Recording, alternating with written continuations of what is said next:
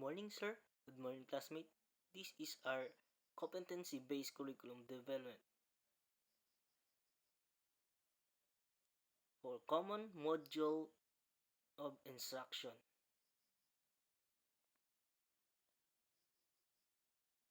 In the left side is the CBC, and in the right side is the TR. For unit competency, you will find in the TR is unit competency. Like example, maintaining effective relationship with client and customer. And for module title, you will add the ing for maintaining an effective relationship with clients and customer.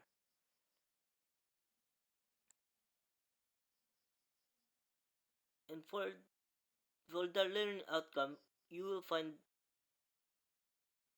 it in element maintaining personal professional image for LO1, and for LO2 will be meet client customer requirements. For assessment criteria, for assessment criteria, you will find the maintain a professional image in the element of TR. And for assessment criteria, we will found in the performance criteria. For the content, you will find the content in the underpinning knowledge and attitude and underpinning skill in the TR. Condition. The condition is you will find in the range of variables in the TR. 1. The personal presence. Number 2 is employer standard.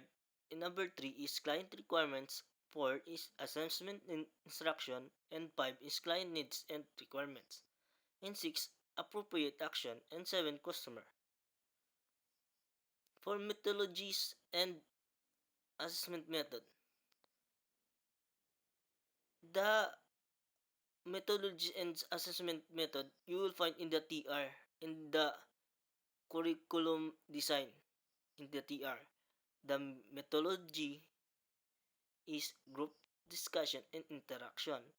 For assessment approach will be written test, practical performance test, and interview. And the other common competency is apply quality standard, maintain a safe, clean, and efficient work environment. And is this is same process of the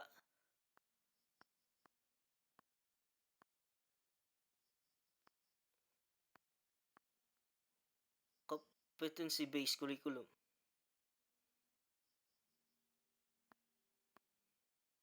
of the competency based curriculum development.